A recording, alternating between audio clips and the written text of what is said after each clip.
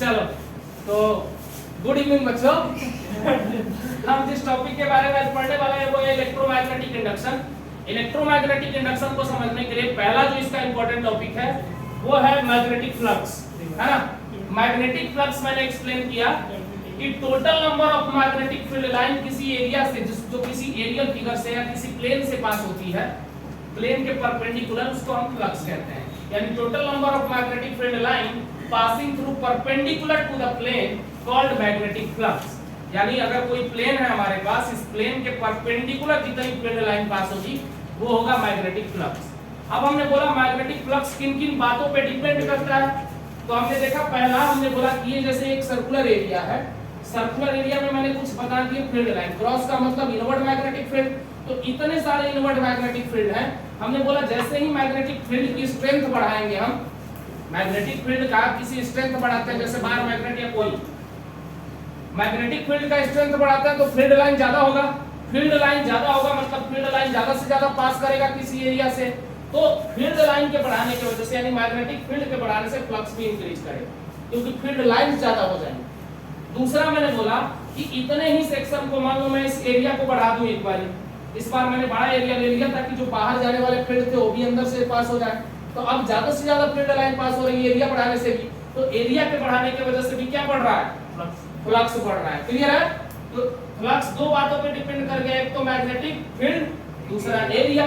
तीसरा मैंने बोला कि अगर मैग्नेटिक फील्ड थीटा एंगल पे क्या हो, या तो मैग्नेटिक फील्ड प्लेन से थीटा एंगल पे आ रहा हो या प्लेन से जा रहा हो, मतलब अगर प्लेन से थीटा एंगल इंक्लाइंड हो तो क्या इनके बीच के एंगल पे भी डिपेंड करेगा? करेगा, क्योंकि इसका परपेंडिकुलर कंपोनेंट हो जाएगा b cos थीटा और पैरेलल कंपोनेंट हो जाएगा b sin थीटा, तो पैरेलल वाला पास नहीं होगा, परपेंडिकुलर वाला पास होगा, तो इनके बीच के परपेंडिकुलर कंपोनेंट पे डिपेंड करेगा यानी cos थीटा पे डिपेंड करेगा। क्लियर है कि नहीं बताओ? तो यानी मैग्नेटिक फ्लक्स का फाइनल जो रिजल्ट आ जाएगा phi b बराबर वो आएगा ba cos, बोलो ba cos थीटा, और ba cos थीटा को और क्या लिख सकते हैं हम लोग, b डॉट a। एंगल किसके किसके बीच का है? Theta, area vector, angle between area vector and b magnetic field. Angle किसके किसके बीच का है? एरिया वेक्टर और मैग्नेटिक फील्ड। क्लियर है? Yes sir. देख लीजिए क्लियर। मैग्नेटिक फील्ड की स्ट्रेंथ बढ़ा देंगे तो फील्ड लाइन बढ़ जाएगा, इसके वजह से फील्ड लाइन बढ़ेगा तो फ्लक्स बढ़ जाएगा। दूसरा मैंने बोला कि अगर मैं एरिया को ही बड़ा कर दूं तो पहले मान लो 10 फील्ड लाइन पास हो रही थी और कुछ तो बाहर भी चली जा रही थी ना, क्योंकि बड़ा पोर्शन से फील्ड लाइन निकल रहा था। अब मैंने बड़ा एरिया इतना बड़ा लिया जिससे कि फील्ड लाइन सारी की सारी इसके पास हो जाए, तो जितना ज्यादा फील्ड लाइन यानी एरिया बढ़ाने से फील्ड लाइन ज्यादा से ज्यादा पास हुई तो भी फ्लक्स बढ़ जाएगा। क्लियर है? थीटा जो है वो एंगल है, थीटा क्या है? एंगल है किसके किसके बीच का मैंने बताया, फिलहाल एरिया वेक्टर और मैग्नेटिक फील्ड के बीच का एंगल है, यानी ये जो मैग्नेटिक फील्ड है फिलहाल थीटा एंगल पे जा रही थी एरिया वेक्टर से, तो हमें तो इसके परपेंडिकुलर कंपोनेंट से मतलब है ना, परपेंडिकुलर कंपोनेंट हमेशा होगा b cos थीटा, पैरेलल वाला होगा b sin थीटा। क्लियर है? बोलो यस सर। तो मैक्सिमम जो फ्लक्स आ गया वो आ गया b डॉट a यानी ba cos थीटा। क्लियर है? Yes sir. बोलो चलिए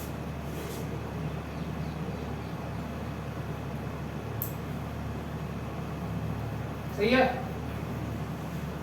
अब देखिए जरा सा इसको थोड़ा आगे बढ़ाते हैं, समझिएगा ध्यान से। अब मैग्नेटिक फ्लक्स का जरा यूनिट समझिए। देखिए फ्लक्स को मैंने लिख दिया ba cos थीटा, है ना, ba cos थीटा, तो भैया डायमेंशन लेस है। आगे देखिए b, मैग्नेटिक फील्ड को आप लोग बोलते थे टेस्ला और एरिया को metre square, tesla metre square बोल सकते हैं, और इसी टेस्ला मीटर स्क्वायर को बोलते हैं वेबर। वेबर यानी सीजीएस यूनिट जो हो जाएगा मैग्नेटिक फ्लक्स का वो क्या हो जाएगा, एसआई यूनिट हो जाएगा वेबर। और अगर कोई आपसे सीजीएस पूछे तो टेस्ला को क्या बोलोगे, मैग्नेटिक फील्ड है टेस्ला, है ना। अरे याद है टेस्ला को गॉस में बदलते थे, गॉस होता था तो गॉस सेंटीमीटर स्क्वायर हो जाएगा, क्या हो जाएगा, गॉस सेंटीमीटर स्क्वायर, इसको कहा जाता है मैक्सवेल। 10 सेंटीमीटर स्क्वायर, क्लियर है? बोलो यस तो ये कहानी आपको थोड़ा याद रखना पड़ेगा। ऐसा यूनिट टेस्ला मीटर स्क्वायर, इसी को वेबर कहा जाता है। अगला याद रखिएगा सीजीएस, गॉस सेंटीमीटर स्क्वायर, है ना? 1 टेस्ला बराबर कितना होता था? 10 टू द पावर -4 गॉस ना। अच्छा बहुत बढ़िया। कुछ न्यूमेरिकल वैल्यू आप लोग याद रखा करिए, है ना? उससे काम हो जाएगा। तो आगे चलते हैं, थोड़ा डेफिनेशन मिटा दूं। चलो अब हमने बोला कि जो मैग्नेटिक फ्लक्स है वो 3 बातों पे डिपेंड करने लग गया। कौन कौन से? पहला मैग्नेटिक फील्ड के स्ट्रेंथ पे, दूसरा एरिया वेक्टर पे, और तीसरा एरिया वेक्टर और मैग्नेटिक फील्ड के बीच के एंगल। क्लियर है? यानी मैग्नेटिक फ्लक्स अगर हमें निकालना है तो हमें 3 चीज आना चाहिए। मैग्नेटिक फ्लक्स बहुत कम चल रहा है। मैग्नेटिक फ्लक्स अगर हमें निकालना है तो क्या क्या चाहिए हमें? पहला बात मैग्नेटिक फील्ड, दूसरा एरिया और इनके बीच का एंगल यानी cos थीटा। क्लियर है? यस तब हम मैग्नेटिक फ्लक्स निकाल पाएंगे। या तो कई बार अगर आपके पास 2 सिर्फ वेक्टर है, एक है मैग्नेटिक फील्ड, दूसरा एरिया वेक्टर, तो भी आप निकाल सकते हो मैग्नेटिक फ्लक्स। फॉर एग्जांपल मैं अगर आपसे कहूं कि मैग्नेटिक फील्ड का कंपोनेंट दिया हुआ है 2i cap plus 3j cap plus k cap, और एरिया वेक्टर जो है वो दिया हुआ है i cap minus j cap plus 2k cap, तब आपसे मैं कहूं कि भाई मेरे को फ्लक्स बता दो, तो आप क्या करोगे? दोनों का डॉट प्रोडक्ट ले लेना। तो डॉट प्रोडक्ट लेना आता है? Yes, i वाले को i से करो 2 प्लस माइनस माइनस 3 और इसको कर दो 2, 4 माइनस 3 1 आ गया। 1 वेबर जो आ गया आपका वो मैग्नेटिक फ्लक्स है। क्लियर है? यस बोलो। हमने दोनों का डॉट प्रोडक्ट ले लिया। डॉट वाला का नियम यही कहता है कि i वाले को i वाले से मल्टीप्लाई करो, तो 2 इंटू इसके सामने 1 है 2 हो गया, i इंटू i 1 होता है, i डॉट i 1 होता है ना, तो i डॉट i 1 हो गया, यानी कि यहाँ पे 2 आ गया। फिर 3 इंटू माइनस 1 माइनस 3 आ गया, j इंटू j कितना हो गया? 1, है ना? उसके बाद प्लस k में k इंटू k 1, 2 इंटू 1 2, तो जोड़ दो 2 प्लस 2 4, 4 में से 3 गया 1 बचा। तो अगर आपको 2 अगर वेक्टर फॉर्म में भी दिया रहा है तो इस तरह से आप निकाल सकते हैं, यानी तो मैग्नीट्यूड के फॉर्म में दिया है और उसके बीच का एंगल दिया रहा है, तो ये फॉर्मूला। क्लियर है?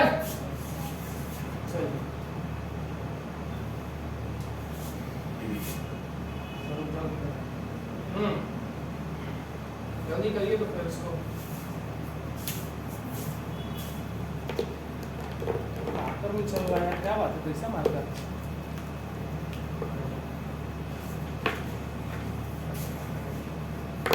चलिए बता दूं।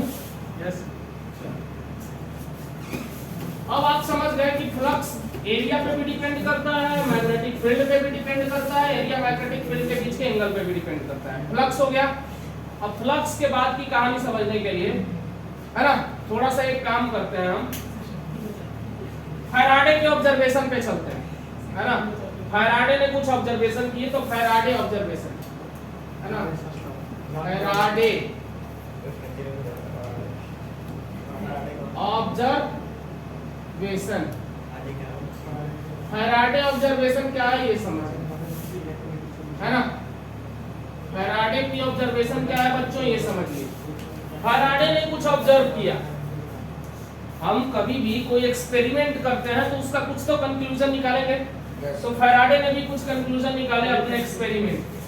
फैराडे साहब क्या किए, खाली बैठा आदमी बहुत काम करता है ना, कभी सांप के बिल में उंगली करेगा, कभी मन करेगा तो वो घर में जो वो होती है ना ये वाली, इसमें उंगली डालेगा, है ना, मतलब बोर्ड रोड में उंगली करने। भाई हम तो करते हैं, तुम्हारा नहीं पता, मतलब जैसे बहुत खाली रहता है ना तो चेक करते हैं कि मेरे को लाइन मार रहा है कि अपने को मार भी देता है।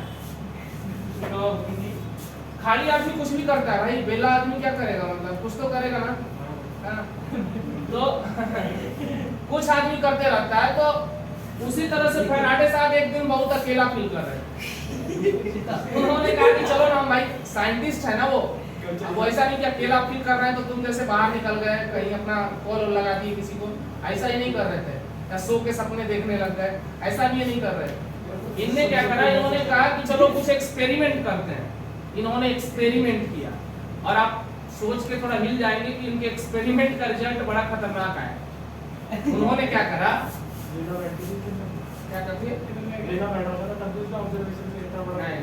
तो इन्होंने ऐसा करा, इन्होंने सबसे पहले देखा कॉइल को, सबसे पहले उन्होंने सोचा कि एक वेरिएबल मैग्नेटिक फील्ड लिया। सबसे पहले मैग्नेटिक फील्ड या तो वेरिएबल या वेरी कराओ, दोनों तुम्हारे पास रीजन हो सकते हैं। मान लो इस बार भी हमने क्रॉस क्रॉस फील्ड ले लिया, मतलब इनवर्ड, डॉट बनाने में डर लग रहा है, घाव जैसा दिख रहा है।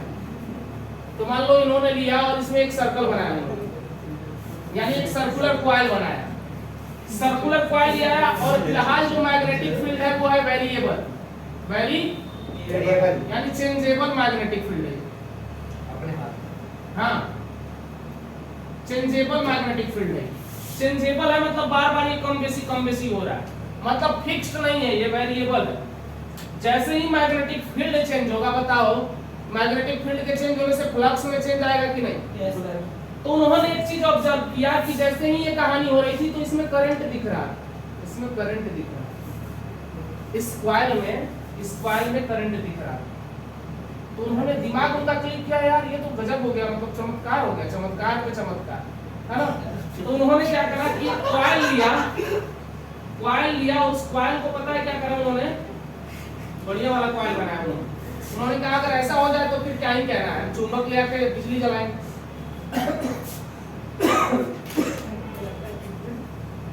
उन्होंने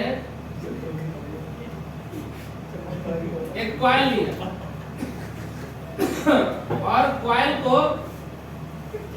अरे वो वाला चमत्कार नहीं, कॉइल लेने के बाद क्लोज कॉइल उन्होंने कोशिश करा बनाने का, इस पे हम यार, और उसको क्या किया, गैल्वेनोमीटर लगा दिया। वो हो सकता है भाई भूत होता है, वो चंबा दिख गया हो, कभी ऐसा भी हो सकता है। शमशान में रात के टाइम गुजर के देखना, वहाँ लौ जलती है, फास्फोरस हड्डी से निकलता है ना, मुर्दे के हड्डी से फास्फोरस निकलता है, तो रात में थोड़ा सा रोशनी दिखता है। कई तो पैंट में बाथरूम कर रहे हैं देख के, सही बात है, डर जाएगा कि नहीं इंसान। अब तुम भाई कहीं और से रोशनी नहीं देख रहे हो, देख रहे हो कोई मरा हुआ आदमी लेटा हुआ है, उसके पता चल रहा है कि उसके सर के ऊपर से रोशनी फूट रही है, तो तुम देख के पहले सोचोगे यार जिंदा हो रहा है, लग रहा है ये निकल के आने वाला है, तो भाई तुम डर जाओगे कि नहीं। नॉर्मल कहीं से आए कोई फर्क नहीं पड़ता है ना, लेकिन वहां से देखोगे जरूर डर जाओगे। तो कुल मिला के इन्होंने देखा कि यार ये तो, पहले उन्होंने क्या करा था ना कि सर्किट को ऐसे रखा था, तो उनको झंझनाहट महसूस हुआ, मतलब इतना करंट आया मैग्नेटिक वेरिएबल फील्ड की वजह से कि उनको झंझनाहट महसूस हुआ, मतलब करंट जैसी लगी उन्हें। तो उन्होंने देखा कि यार चलो इसका यूज करें, गैल्वेनोमीटर लगा दिया, क्योंकि गैल्वेनोमीटर तो छोटा सा भी करंट बता देगा ना, मैंने बोला था स्मॉल करंट भी बता देता है। तो उन्होंने इसमें जोड़ लिया गैल्वेनोमीटर, और गैल्वेनोमीटर जोड़ने के बाद उन्होंने कोई और वेरिएबल कुछ नहीं लिया, उन्होंने एक बार मैग्नेट ले लिया, north pole south pole, field line north से निकलती है कि नहीं, है ना। तो क्या कर रहे थे, बार बार उसके पास ले जा रहे थे, ले जा रहे थे, ले जा रहे थे, ले जा रहे थे, है ना। तो जितनी बार बार मैग्नेट को ले जाओगे, पास ले जाओगे तो ज्यादा से ज्यादा फील्ड लाइन, दूर ले जाओगे तो कम से कम फील्ड लाइन। जैसे टॉर्च को जला लो, अब एक यहाँ छेद कर दो,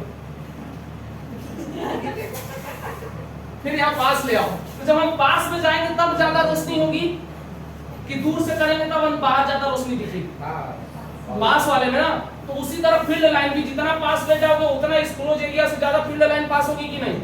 अब फील्ड लाइन जितना बढ़ेगा तो फ्लक्स में भी उतना चेंज आएगा, जितना फील्ड में चेंज आएगा उतना फ्लक्स में चेंज आएगा। तो फ्लक्स में चेंज आने की वजह से देख रहे थे कि भैया गैल्वेनोमीटर का जो रीडिंग था ना, इतना ऐसे ऐसे हिलोरे मार रहा था, गैल्वेनोमीटर की जो रीडिंग थी ना वो हिलोरे मार रहा था भाई, ऐसे ऐसे ऐसे ऐसे ऐसे लग रहा था तोड़ के बाहर निकल जाएगा, हाँ ऐसे ऐसे हिलोरे मार रहा था है ना। तो उनको लगा यार ये तो अजूबा हो गया, मतलब अब भाई मतलब बिना इलेक्ट्रिसिटी, बिना बैटरी, बिना कुछ किए क्या हो रहा है, करंट निकाल रहा है वो खाली चुंबक से, है ना। तो उनको एकदम मजा ही आ गया, क्या आ गया।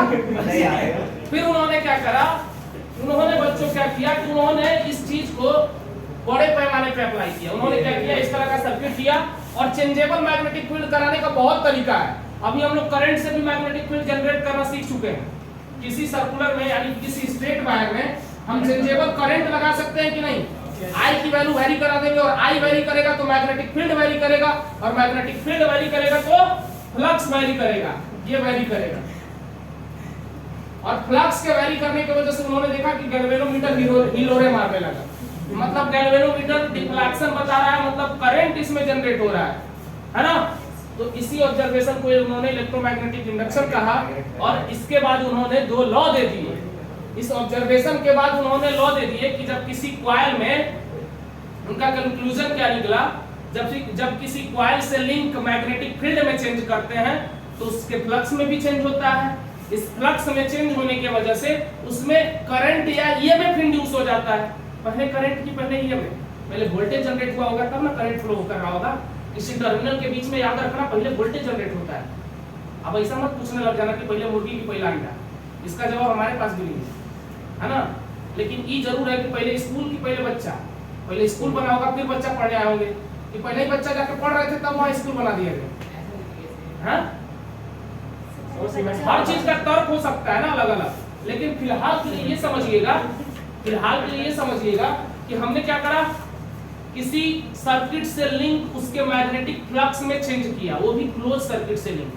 तो उसके फ्लक्स में चेंज कराने के लिए हमने फील्ड में चेंज किया, तब फ्लक्स में चेंज हुआ, और जब फ्लक्स में चेंज होता है तो उस सर्किट में ईएमएफ इंड्यूस हो जाता है ना? और ईएमएफ इंड्यूस होने से करंट इंड्यूस हो जाता है। इस घटना को इलेक्ट्रोमैग्नेटिक इंडक्शन कहते हैं। और इस घटना के बारे में सबसे पहले जिसने ऑब्जर्व किया वो थे फैराडे, बेला आदमी, है ना? आज उस बेल्ले को तुम लोग बुक में पढ़ते हो, तो बेला होना भी कभी खराब नहीं है ना? हर जगह बेला आदमी को पढ़ रहे हो तुम, तो बेला होना खराब नहीं है ना? जिंदगी में याद रखना, जो कुछ नहीं करता है ना वो बेजोड़ करता है ना? तो इसका मतलब ये नहीं कि कल से पढ़ाई लिखाई छोड़ के अब हम कुछ नहीं करेंगे, है ना? अब हम बस बेला बैठेंगे। तो चलो इसका फैराडे का लॉ समझते हैं ना? तो इससे क्या कंक्लूजन निकला, इस एक्सपेरिमेंट से क्या कंक्लूजन निकला ये भी लिख लो। इसके कंक्लूजन जो निकला वो लिखो। सर डेफिनेशन भी लिखा है, हाँ लिखा है ना, ये पहले ये लिख लो। कंक्लूजन निकला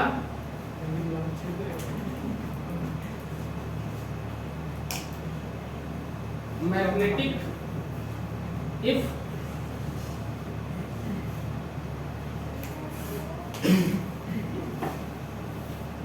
when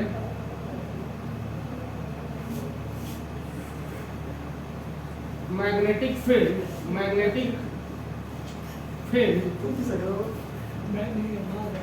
link with closed circuit is changed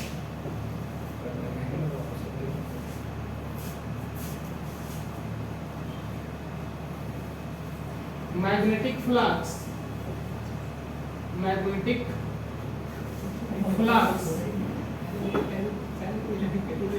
link this circuit also will change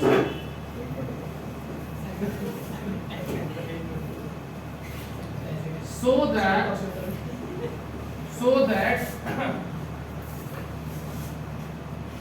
EMF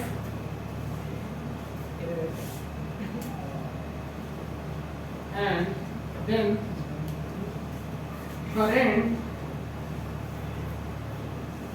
induced in this circuit, इससे यही कंक्लूजन निकला, इससे यही कंक्लूजन निकला कि हम मैग्नेटिक फ्लक्स फील्ड, इससे जो भी मैग्नेटिक फील्ड चेंज करा रहे थे इससे रिलेटेड, तो चेंज होने से इसका फ्लक्स चेंज हो रहा था और फ्लक्स के चेंज होने की वजह से इसमें करंट इंड्यूस हो गया। ईएमएफ पहले इंड्यूस हुआ होगा, देन करंट, है ना? ईएमएफ एक तरह का वोल्टेज है, आपको पता है, पिछले क्लास में डिस्कस कर चुके हैं। तो वोल्टेज जनरेट हो जाएगा जब दो टर्मिनल के बीच में, तो उसमें करंट फ्लो होने लगेगा। अभी ज्यादा नहीं, 1 साल पहले की बात है, एक बच्चा एससी वर्मा सबसे मजा ले रहा था, YouTube पे वीडियो है, आप लोग भी देख लीजिएगा। वो कह रहा था कि एक वायर है, उसमें अगर उस वायर में पोटेंशियल डिफरेंस है, अगर मान लो उसमें वोल्टेज, उसके टर्मिनल के बीच में वोल्टेज है, तो पता ही करंट फ्लो होगा कि नहीं। तो बच्चे को समझा भी रहे, हमको बड़ा गुस्सा आ रहा है कि हमसे पूछा होता तो हम गाली से समझाते है ना। और सच्चाई भी है भाई, अब तुमको खुद पता है। देखो मैंने बोला था कि क्लोज सर्किट में अगर क्लोज सर्किट है और अगर मैंने बैटरी जोड़ दिया है, बच्चे बैटरी जोड़ दिया मतलब टर्मिनल के बीच में वोल्टेज है, क्लोज सर्किट में पक्का अगर वोल्टेज है टर्मिनल के बीच में तो करंट फ्लो 100% होगा। ओपन सर्किट में थोड़ी होगा। ओपन सर्किट में अगर मैं कहूं कि ईएमएफ है, हमने एक ईएमएफ डिवाइस बनाया है, एक हमने बैटरी ले लिया है, बैटरी ईएमएफ का काम करता है, तो उसमें करंट होगा, उसका यूज करो। लेकिन कम से कम करंट फ्लो करवाने के लिए आपके पास एक क्लोज सर्किट चाहिए कि नहीं चाहिए, है ना। तो क्लोज सर्किट के बीच में अगर उसके टर्मिनल के बीच में वोल्टेज है तो करंट फ्लो होगा, 100% होगा, है ना। ये देखिए सर क्लोज के लिए पूछ रहा था, पता नहीं वो मजे ले रहा था, वो बता भी रहे थे, वो ज्यादा मना नहीं करते ना, कुछ पूछो तो बता भी देते। हो सकता है वो ऑनलाइन उनके कुछ उसमें घुस गया हो, सेमिनार वेमिनार में, है ना। वैसे तो इतना फ्री मिलते थोड़ी है किसी को। वो लोग भाई बड़े लोग हैं यार, उनकी क्या बात है।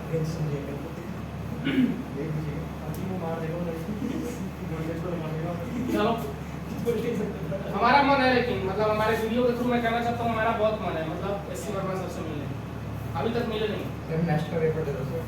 नहीं ये सब पेपर देख नहीं मिलेंगे यार, एक दिन जरूर मिलेंगे। नेक्स्ट पेपर चलो मिटा दे।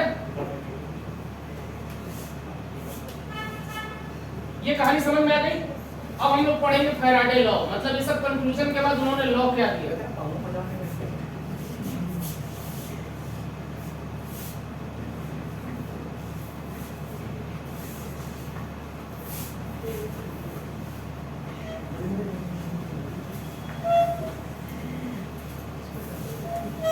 देखिए पहला फैराडे लॉ,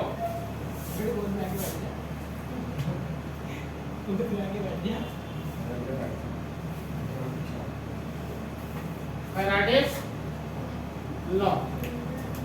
तो फैराडे ने पहली बात तो दो लॉ दिया, क्या हो गया ये कर गया सर। समझ में आता है क्या हो गया? दूर भेजो सर इसको मेरे से। पहला जो है वो है first law, first law.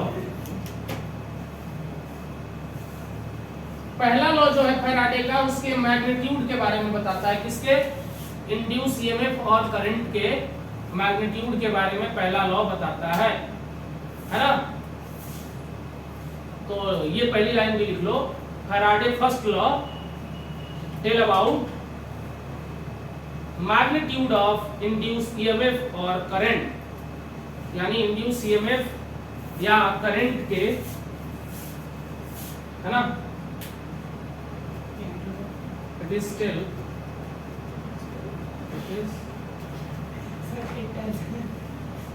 it tells about magnitude of, मेरी अंग्रेजी खतरनाक है पता है ना, देखो तो टेस्ट कर रहे हो, magnitude of induced EMF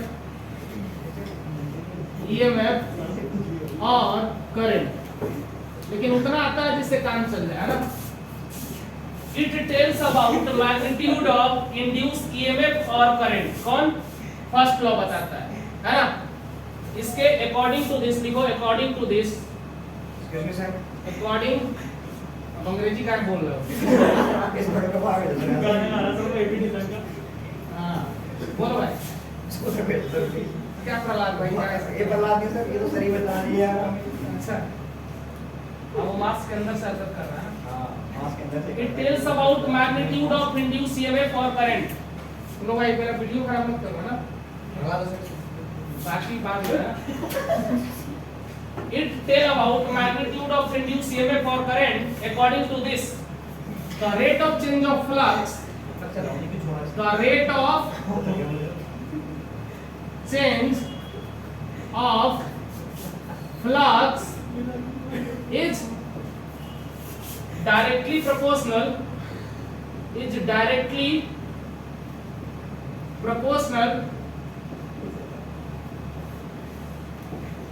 to induced EMF,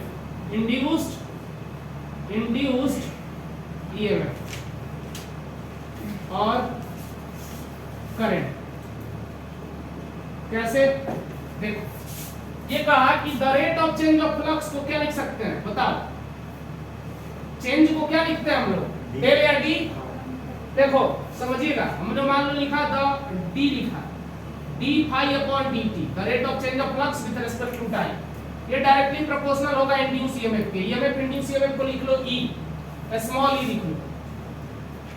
पहला हमने बोला कि ये मैग्नीट्यूड के बारे में जानकारी देगा, तो आगे चल के प्रोपोर्शनल साइन हटा दो, कांस्टेंट आएगा, कांस्टेंट को यहाँ यूनिटी रख लिया जाता है, यूनिट रख लिया जाता है, यानी ई जो होगा डायरेक्टली बराबर हो जाएगा डी फाई अपॉन में dt। ये रखो, ये पहला लॉ से हमको ये पहला मिलता है, क्योंकि वो एक्चुअल में तो यहाँ नेगेटिव साइन आता है, एक्चुअल में तो यहाँ नेगेटिव साइन आता है, लेकिन पहले लॉ से बस यही फॉर्मूला मिलता है हमको, क्योंकि पहला लॉ खाली मैग्नीट्यूड बताता है। नेगेटिव आने का मतलब डायरेक्शन हो गया ना, तो पहला लॉ डायरेक्शन नहीं बताता है, खाली मैग्नीट्यूड बताता है। क्लियर है? ई है इंड्यूस्ड ईएमएफ, ये ईएमएफ है, ईएमएफ, इसका मतलब है the rate of change of flux. अब अगर आपको मान लो वोल्टेज पता है और आपको वहां का रेजिस्टेंस भी पता है, तो क्या आप करंट नहीं निकालोगे? देखो E बराबर जैसे दिया हुआ है डी फाई अपॉन में dt, D याद रखो, ये D जो है वो इंस्टेंटेनियस वैल्यू बताता है, यानी ये जो वैल्यू है वो कैसा वैल्यू है, इंस्टेंटेनियस, यानी इंस्टेंटेनियस वोल्टेज अभी बता रहा है। V is equal to I R होता है, तो I इंस्टेंटेनियस बराबर क्या हो जाएगा बताओ, R को नीचे भेज दो, 1 upon R D phi upon में dt हो जाएगा कि नहीं बताओ, बोलो। तो इंड्यूस करंट बराबर हो जाएगा 1 अपॉन में R, क्योंकि V बराबर आई आर होता है ना, तो हो जाएगा I इंस्टेंटेनियस बराबर 1 upon R D phi upon में dt। अब ये इंस्टेंटेनियस इसलिए लिखा क्योंकि यहाँ पे D है। एवरेज लिखते तो क्या लिखते, E एवरेज अगर लिखते तो क्या लिखते, एवरेज बराबर लिखते डेल्टा फाई अपॉन में डेल्टा t, ये लिखो। तो सिमिलरली I एवरेज क्या लिखते, I एवरेज लिखते 1 अपॉन में R डेल्टा फाई अपॉन में dt, आवाज नहीं, डेल्टा फाई अपॉन में dt लिखते। क्लियर है? मैंने बोला कि इसके मैग्नीट्यूड के बारे में जानकारी देता है, इसके हिसाब से the rate of change of flux, यानी टाइम के साथ में जितना फ्लक्स चेंज हुआ वो इसके इंड्यूस ईएमएफ के बराबर होती है या प्रोपोर्शनल होती है। ई के नीचे मैंने लिखा ईएमएफ, इसको ईएमएफ कहते हैं, ई को, यानी वोल्टेज है वो। अब हमने बोला कि अगर मैं ये वाला टर्म में लिख रहा हूं डी फाई अपॉन में dt, तो इसका मतलब है इंस्टेंटेनियस, यानी इंस्टेंटेनियस वोल्टेज और इंस्टेंटेनियस करंट ये बताएगा। लेकिन अगर डेल के फॉर्म में लिखता तो डेल हमेशा एवरेज वैल्यू बताता है। मतलब डेल का मतलब क्या हुआ, देख लो यार एक बार और आगे, इसका मतलब है कि बोलो फाई 2 माइनस फाई 1 है ना, नीचे हो जाएगा t2 माइनस t1, तो ये एवरेज वैल्यू देगा और ये इंस्टेंटेनियस वैल्यू देगा। इसका एग्जांपल अभी बता रहा हूं। क्लियर है? ये मिटा दूं, जल्दी लिखिए। इतना कौन हो यार, गजब गजब आदमी। क्या लिखा, इंस्टेंटेनियस लिखा है यार, इंस्टेंटेनियस। अंग्रेजी आती है तो लिख लो इंस्टेंटेनियस, या मेरी जैसी खतरनाक है। सर ये बार इंस्टेंटेनियस, बोलो और क्या पूछ रहा है, हो गया क्या उसके नीचे का आई इंस्टेंटेनियस एक है, शॉर्ट में लिख दिया। आई इंस्टेंटेनियस क्या हो जाएगा, 1 अपॉन r हो जाएगा, क्योंकि यहाँ पे बीच का टू आई होता है ना, तो r यहाँ आ गया। v वोल्टेज है, मतलब v नहीं लिखा है मैंने, e लिख दिया है, क्योंकि ईएमएफ और वोल्टेज सिमिलर है ना फिलहाल। क्या पूछ रहे हो, बता दे। नहीं अलग अलग यहाँ नहीं होता, यहाँ पे सेम है। जैसे मान लो अगर एक बैटरी ही है, देखो ये बैटरी है, बैटरी के पास सेल होगा, सेल के पास इंटरनल रेजिस्टेंस होगा कुछ ना कुछ, अगर जब तक इसको सर्किट से नहीं जुड़ा है तो यहाँ ईएमएफ होगा, तो कुछ ना कुछ इसका इंटरनल रेजिस्टेंस होगा। तो फिलहाल वही वाले रेजिस्टेंस की बात हो रही है कि अगर मैं इसके टर्मिनल के बीच में करंट पूछूंगा तो क्या लिखोगे, ये लिखोगे ना? तो वो इसमें वो लगाते हैं ना वेट स्टोन ब्रिज पे उसको लगा के। हाँ, लेकिन यहाँ के लिए अभी फिलहाल जो वोल्टेज जनरेट हुआ, वोल्टेज जनरेट होने की वजह से करंट आएगा ना भाई, वो जो इंड्यूस करंट है उसकी बात हो रही है, समझ गए? अब ऐसा नहीं कि नहीं सर ईएमएफ के पास अब कहाँ से रेजिस्टेंस लगा है, कहाँ वोल्टेज से इक्विवेलेंट कर रहे हो, ऐसा नहीं। बिठा दूं? चलो देखो इससे रिलेटेड थोड़ा कहानी बताता हूँ आपको। बेले आदमी की कहानी अच्छी लगी? सुन लेगा तो बहुत मारेगा, इतना बेला भी नहीं। साइंटिस्ट आदमी को बेला बता रहा है ना? यस सर, पहले चलो, मैंने बोला कि जो इंस्टेंटेनियस वैल्यू है वो इतनी है। देखो जैसे फ्लक्स आपको दिया है 5t² प्लस 4t प्लस 2, ऐसा फ्लक्स दिया है और आपको कह रहा है फाइंड इंड्यूस ईएमएफ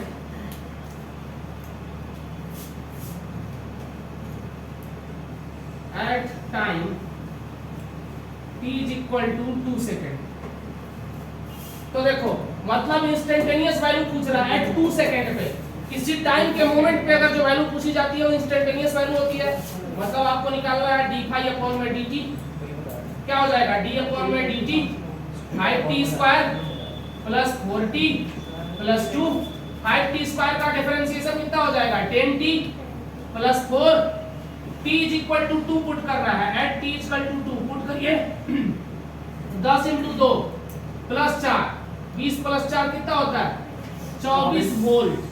क्यों? क्योंकि the rate of change of flux किसके बराबर होता है इंड्यूस ईएमएफ के, किसके बराबर होता है इंड्यूस ईएमएफ। तो ईएमएफ इंड्यूस कितना निकल गया 24 वोल्ट। क्लियर है? तो इस तरीके का भी क्वेश्चन आपको मिलेगा और मैं आपको बताते जा रहा हूं विद एग्जांपल, है ना? ये फ्लक्स है वैल्यू, मतलब टाइम पे डिपेंडेंट है, टाइम का फंक्शन है, जो फ्लक्स है वो टाइम का फंक्शन है। क्लियर है? ये भी रिजल्ट आप याद रखिएगा, अगर आपसे करंट पूछे तो 1/r d phi अपॉन में dt, है ना?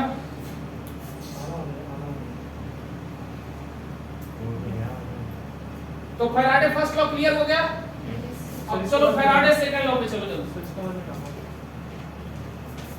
फैराडे सेकंड लॉ और खतरनाक है, देखिएगा। सर केमिस्ट्री में अलग है, इसमें अलग है, याद करने के तरीके बताना। हैं? केमिस्ट्री में अलग। हाँ बताएंगे, एकदम बताएंगे।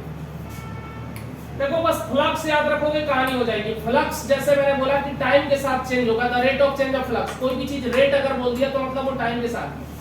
फ्लक्स अगर टाइम के साथ में जो चेंज होगा वो डायरेक्टली प्रोपोर्शनल होगा इंड्यूस ईएमएफ के, यानी कि फ्लक्स में जितना चेंज आएगा ना वो इंड्यूस ईएमएफ के डायरेक्टली प्रोपोर्शनल होगा, मतलब बराबर ही होगा मान लो, है ना? क्योंकि यहाँ पे कांस्टेंट जो प्रोपोर्शनल आता है वो यूनिटी होता है। तो इंड्यूस ईएमएफ के बराबर होगा the rate of change of flux. Clear है? ये होगा Faraday first law. Second law की कहानी डायरेक्शन बताती है। सेकंड लॉ की कहानी क्या बताती है? और सेकंड लॉ की कहानी जो है वो डायरेक्शन बताती है, उसको लेंज लॉ भी कहा जाता है ना? क्योंकि लेंज ने सबसे पहले डायरेक्शन के बारे में जानकारी दी थी। बेटा केमिस्ट्री में भी यही पढ़ रहा हो क्या तुम लोग? कौन कह रहा है कि ये पढ़ रहा है? कहाँ केमिस्ट्री में ही पढ़ रहा हो भाई? कौन सा केमिस्ट्री बनाई? सर होंगे सर वीडियो। हैं? बहुत लंबी हो गई। अरे चलो 2 मिनट हो, ध्यान दो यार। Faraday second law, Faraday second law. देखिए फैराडे सेकंड लॉ डायरेक्शन के बारे में आइडिया देता है। It gives idea about, idea का सीन बंद हो गया नहीं ना? अभी भी आ गया सर, फ्री आ गया? चलो आइडिया आ गया तो कोई बात नहीं, इसको इसमें भी आइडिया आ गया। Idea about, it gives idea about direction of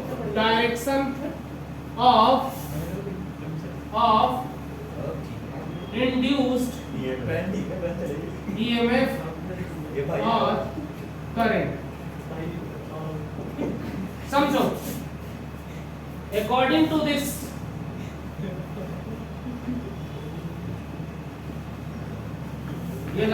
कलाम हो गया अकॉर्डिंग टू। सुनो, इसके हिसाब से डायरेक्शन के बारे में समझो। इसके हिसाब से जिस डायरेक्शन में फ्लक्स चेंज हुआ था, मतलब ये जो फिनोमेना है इसके हिसाब से उस चीज का हमेशा अपोज करती है जिसकी वजह से ये खुद प्रोड्यूस हुई होती है। It is always opposes the cause which producing it. It always opposes the cause which producing it. मतलब ऐसे आपको प्रोड्यूस कौन किया है? गार्जियन आपके, गार्जियन मतलब मम्मी पापा। आप लोग उनका अपोज कर देते हो कि नहीं? यार हमारे पेट में दर्द हो रहा है, ये रियलिटी है, ये हर जगह पे लागू होता है, देख लेना यार। आज प्रहलाद इसको के बच्चा हटाया लगा। अरे यार सही बात है, मतलब हम वैसा सही होता है। वैसा नहीं बोल सकते ना जैसे तुम लोग चाह रहे हो। ये रियलिटी है कि भाई सबके पेरेंट्स ही प्रोड्यूस किया ना हमारे हमको, है ना? तो अगर हम प्रोड्यूस में हैं तो हम क्या करते हैं, एक टाइम के बाद उनकी जो भी चीजें होती हैं हमें थोड़ी सी चुभने लगती हैं, हमको अपना एक अलग ही इंडिपेंडेंट सर्कल चाहिए होता है, एनवायरनमेंट चाहिए होता है, तो हम थोड़ा सा उन्हीं को आग दिखाने लगते हैं कि नहीं हम तो जाएंगे, भले जूता खाते हैं, भले मार खा लेते हैं, लेकिन नहीं हम जाएंगे, नहीं मम्मी हम जाएंगे, हमारी सहेली जा रही है ना, चाय सुट्टा बार में हम भी जाएंगे, सुट्टा वाला गाने, वो क्या बोलते हैं उसको, जो भी। तो अकॉर्डिंग टू दिस, है ना,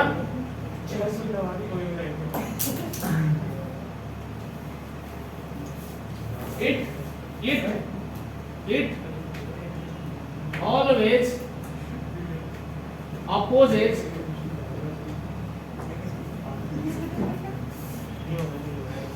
the cause which producing it। मतलब ये हमेशा क्या करता है, अपोज करता है जिसके वजह से ये प्रोड्यूस हुआ था। बस इसका एग्जांपल देखो, कहानी खत्म हो जाएगी। समझना कैसे, आखिर मैं बोल तो दिया, लेकिन रियल लाइफ में कैसे समझेंगे? जैसे समझिएगा, मान लीजिए ये हमारे पास एक सर्किट है, रेक्टेंगुलर सर्किट है, रेक्टेंगुलर नहीं बन रहा है तो स्क्वायरल सर्किट है। मैग्नेटिक फील्ड में रखा, सारा मैग्नेटिक फील्ड क्रॉस बनाएंगे, एक भी डॉट नहीं बनाएंगे, डॉट से घाव वाली फीलिंग आ रही है ना। ये मान लो वेरिएबल मैग्नेटिक फील्ड में रखा हुआ है, ये वेरिएबल है, p क्या है यहाँ पर? वेरिएबल। अगर मैग्नेटिक फील्ड वेरिएबल है तो फ्लक्स वेरिएबल होगा, तो फ्लक्स वेरिएबल होगा तो इसमें एक न एक दिन क्या होगा, करंट इंड्यूस होगा कि नहीं? पहले तो वोल्टेज इंड्यूस होगा, देन करंट इंड्यूस होगा। तो देखो ना, फील्ड किधर की तरफ है? अंदर की तरफ, और अंदर की तरफ फील्ड के लिए मैंने करंट किधर बताया था? क्लॉकवाइज।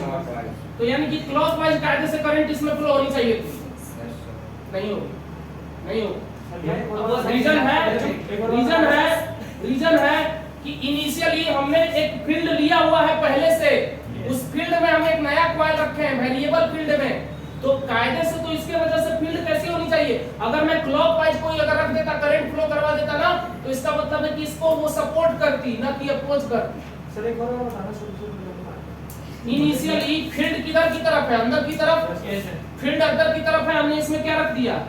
ये वेरिएबल फील्ड है। पहली बार वेरिएबल फील्ड होने से चेंज फ्लक्स भी होता रहेगा, तो इसमें ईएमएफ इंड्यूस होगा, और ईएमएफ इंड्यूस होने से करंट इंड्यूस होगा कि नहीं? करंट इंड्यूस होगा। लेकिन करंट इंड्यूस होगा तो बताओ इसको सपोर्ट करेगा कि इसके विपरीत जाएगा? विपरीत जाएगा। इसके फील्ड को कम करना चाहेगा ना, तो फील्ड को कम कब करेगा? जब इसके डायरेक्शन में, अगर मान लो जब इसके डायरेक्शन में करंट फ्लो करवा देंगे, तब तो वो फील्ड को सपोर्ट कर देगा, एक नया फील्ड भी उसी डायरेक्शन में जुड़ जाएगा। अगर हम ऐसा करंट फ्लो करवाएं ऐसा, तो बताओ इस करंट की वजह से भी फील्ड की डायरेक्शन किधर? पहले से भी फील्ड था और हम अंदर और फील्ड जोड़ दिए, तो उसको सपोर्ट न कर दिया कि अप्रोच किया? करंट इधर जा रहा है ना। अरे यार करंट ऐसे जा रहा है वो मत सोचो ना, अंदर की तरफ तो है, किसी सर्कुलर बना देते हैं, तुमको कंफ्यूजन है तो वो सर्कुलर बना देते हैं। मतलब वो नहीं है, मतलब हम बनाए थे कि किसी लूप में अगर करंट फ्लो हो रहा है तो लूप की तरफ फिंगर कर्व करते हैं, अंगूठा बताता है मैग्नेटिक फील्ड का डायरेक्शन, तो फिलहाल मैग्नेटिक फील्ड अंदर की तरफ हो रहा है, तो क्लॉकवाइज करंट पक्का नहीं होगा, क्लॉकवाइज अगर होगा तो सपोर्ट कर देगा। तो तो इंड्यूस करंट का नेचर क्या है? अपोज करता है, मतलब अपोजिट डायरेक्शन में होगा, मतलब इसको सपोर्ट नहीं करेगा, अपोज करेगा। क्या करेगा? देखो बाहर की तरफ फील्ड, तो इस फील्ड में सब कम कर रहा है कि नहीं फील्ड? बोलो। Yes sir. क्लियर है? बोलो। और बता रहा हूं, देखो इससे भी खतरनाक बताने जा रहा हूं, ध्यान देना। इस बार मान लो करंट इसमें हम फ्लो करवा दे रहे हैं वायर में, और वायर के बगल में एक सर्कुलर वायर रख दिए, तो अगर ये आई की वैल्यू अगर इंक्रीज करें तो आई इंक्रीज करने से मैग्नेटिक फील्ड इंक्रीज होगा कि नहीं? बोलो। Yes sir. होता है ना, mu not I upon 2r या म्यू नॉट अपॉन 4 पाई 2 आई फलाने ढिंग का जो भी होता है। तो अगर होता है तो बताओ जरा यहाँ अगर मैं बोल रहा हूँ पहले से ये वेरिएबल, पहले से वेरिएबल नहीं है, अगर मान लो ये करंट है तो किधर? बाहर की तरफ field dot dot dot dot no dot dot, अच्छा बाहर की तरफ फील्ड, देखो फील्ड बाहर की तरफ, इसमें भी ईएमएफ इंड्यूस होगा क्योंकि करंट क्या हो रहा है? इंक्रीज हो रहा है, चेंज हो रहा है। करंट के चेंज होने से मैग्नेटिक फील्ड चेंज होगा और फील्ड के चेंज होने से फ्लक्स चेंज होगा। तो कायदे से देखा जाए तो डॉट के लिए किधर की तरफ करंट फ्लो होनी चाहिए थी? एंटी क्लॉकवाइज होनी चाहिए थी, लेकिन करंट कैसे फ्लो होगी? क्लॉकवाइज। यही तो बताना चाह रहा हूं तब से, क्योंकि जिसके वजह से प्रोड्यूस हुई है उसका अपोज करेगी ही करेगी। ये किसका नेचर है? इंड्यूस करंट का। ये खाली करंट नहीं है, इंड्यूस्ड करंट है। कैसी है? समझे कि नहीं समझे आप? अच्छा सेम क्वेश्चन अगर मैं इस बार इसको डिक्रीज कर रहा हूं, समझना, डिक्रीजिंग, मैग्नेटिक फील्ड घटा रहा हूं, समझो ना। इस बार मैग्नेटिक फील्ड घटा रहा हूं, अभी भी फील्ड कैसी? डॉट डॉट, लेकिन घटा रहा हूं। घटाने का मतलब है कि कम कर रहा हूं, उल्टा हो रहा है। तो कम कर रहा हूं तो अभी फील्ड इसको बढ़ाने की कोशिश करेगी, तो पता है इस बार क्या करेगी? इस बार करंट लग जाएगी इसी के डायरेक्शन, यानी अब इसको सपोर्ट कर देगी। समझे कि नहीं? Yes sir. यही नेचर है इसका, यही इसका नेचर। अगर तुम अपनी खुद गड्ढे में कूदोगे ना तो भी थोड़ा सा धक्का देगी कि तुमको सपोर्ट कर देगी, जाओ कूद जाओ। लेकिन अगर तुम बढ़िया जगह जा रहे होगे तो तुमको अपोज करेगी, नहीं भाई नहीं जा सकते, है ना? समझ गए कि नहीं? सर तो इसके डेफिनेशन क्लियर है? According to it always opposes that the cause being producing it, जो इसको प्रोड्यूस किया है उसको अपोज करेगा। उसके हिसाब से फैराडे फर्स्ट लॉ क्या आया था बताओ जल्दी? The rate of change of flux is directly proportional is equal to induce EMF. लेकिन यहाँ नेगेटिव साइन आ जाएगा, मतलब जिधर फ्लक्स चेंज करोगे उसके अपोजिट डायरेक्शन में ईएमएफ इंड्यूस होगा। क्लियर है?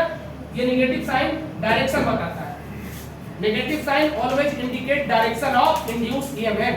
लिख लो, negative sign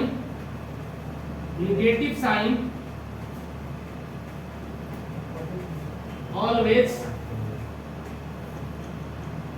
indicate direction of EMF, induced EMF, inducing। Clear है? बोलो। तो ये फैराडे सेकंड लॉ तो पूरा कहानी समझ में आया कि नहीं?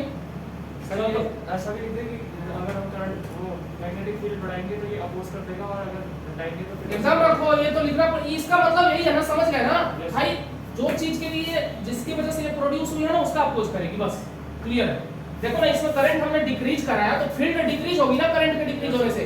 अभी भी लेकिन घट ही रही है, मतलब चेंज हो रही है। चेंज नेगेटिव भी होता है, चेंज पॉजिटिव भी होता है।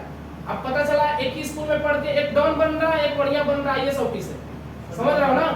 तो चेंज दोनों में आया ना, एक खतरनाक चेंज ला दिया मतलब वो अपने जिला में, है ना? तो इसी तरीके से इसने क्या किया? डिक्रीज हुआ ये, तो फील्ड डिक्रीज हुई। फील्ड डिक्रीज होने का मतलब क्या? कोई ऐसी फील्ड है कि जो इसको सपोर्ट करेगी, बढ़ा देगी इसको। घट रहा है तो बढ़ा देगा, बढ़ रहा था तो घटा रहा था, समझ रहे हो कि नहीं? इस वजह से क्या होगा? इस बार क्लॉकवाइज लग जाएगा। क्लॉकवाइज का मतलब फील्ड बाहर। क्लियर है? आज की कहानी यही संपन्न होती है। Thank you so much, good night. सबक है।